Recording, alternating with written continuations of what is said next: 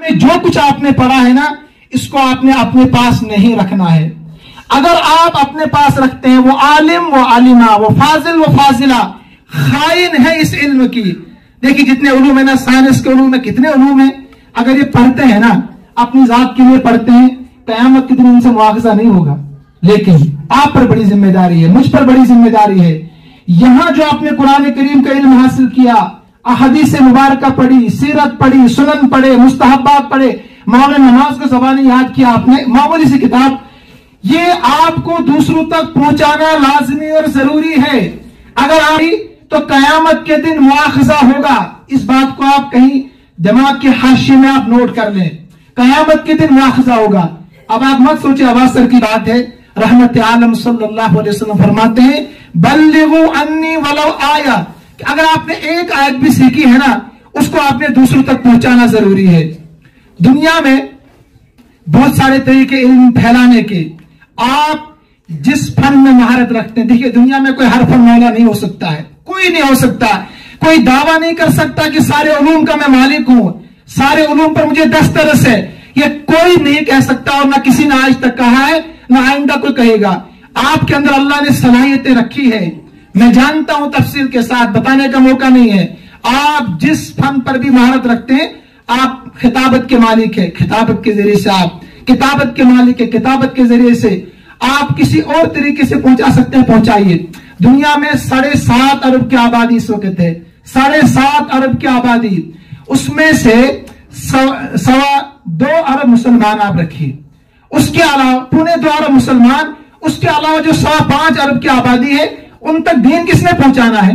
ابھی آپ نے سنا، ہماری ذمہ داری ہے. آپ اس کو ہنسی مذاق میں مت لیجئے، یہ اگر ہم نہیں کرتے وہ الگ بات ہے، لیکن یہ ہماری ذمہ داری ہے. کلکم رائن وکلکم مسئول عن رعیتہ.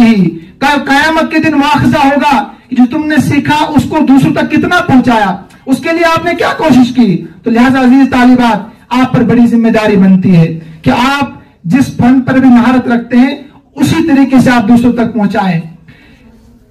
یہاں سے جو طالبات جاتی ہے، پھر مجھے فون بھی کچھ کرتی ہے، والدین فون کرتے ہیں، وہ شکایت بھی کرتے ہیں کہ ہماری بچی صبح کی نماز کے لیے نہیں اٹھتی ہے، بعض کہتے ہیں تلاوت نہیں کرتے. ساروں کا مسئلہ نہیں ہے، ایسے ہوتے ہیں ہر ادارے میں، ہر جگہ ایسے ہوتے ہیں. تمام اداروں سے تو بڑے بڑے فن خان نہیں نکلتے ہیں، علامت الدار نہیں نکلتے ہیں. اس لیے میں آپ کو بتا رہا ہوں، گوش گزار کرا رہا ہوں.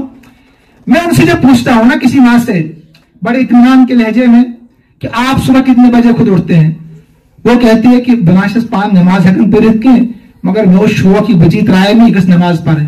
اچھون فارسی میں ان خیال استو محال استو جنو، ان خیال استو محال استو جنو. ماں تو اٹھے 7 بجے، وہ تمنا کرے کہ میری بیٹی جو ہے 3:30 بجے تہجد گزار بنے.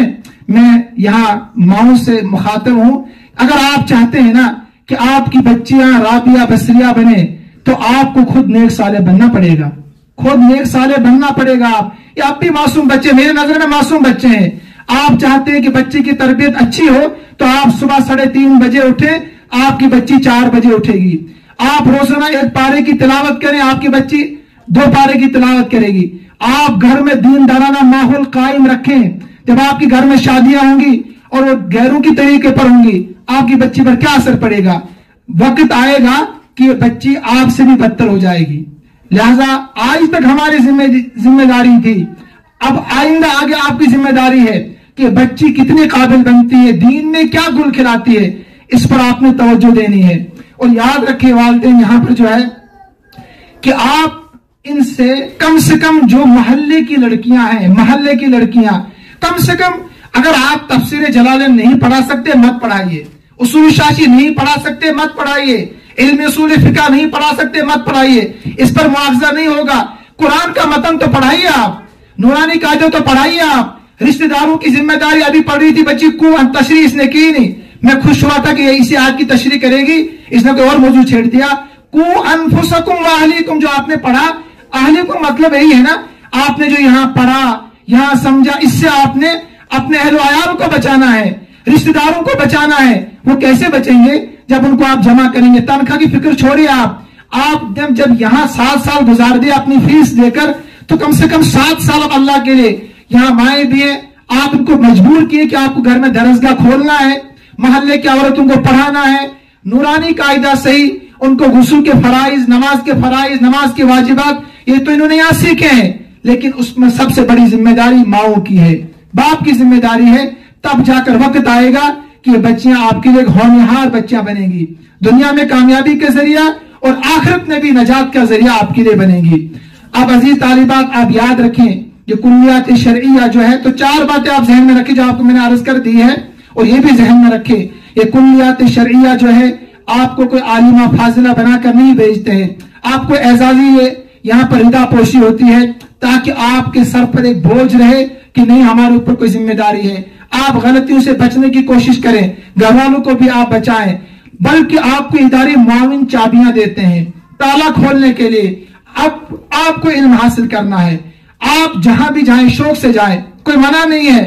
अल्लामा अकबर इलाहाबादी ने इसी को कहा था, तुम शौक से कॉलेज में पढ़ो, जायज है, गुबारों में उड़ो, चरख पे झूलो, लेकिन एक सुखन बंदे आजिज की रहे याद, अपने अल्लाह को, अपने किरदार को हरगिज न भूलो। तो लिहाजा आप जहन में रखिए कि ये इदारे आपको माविन चाबियां देते हैं। तो लिहाजा जो बातें मेरे जहन में थी मैंने आप तक पहुंचा दी, मेहमानान मुकर्रम ने, मुअल्लिमात ने जो बातें थी आप तक पहुंचा दी। मैं फिर से दुआगो हूं कि अल्लाह तबारक व तआला आपसे खूब दीन का काम ले, आप सितारों पर कमंडे डालें, आप इदारे के लिए, हमारे असातिज़ा के लिए और मुंतज़मीन के लिए, वालिदैन के लिए दुनिया में नजात का जरिया, आखिरत में कामयाबी का जरिया बन सके। अल्लाह ताला हमारे तमाम मरहूमीन की मग़फ़िरत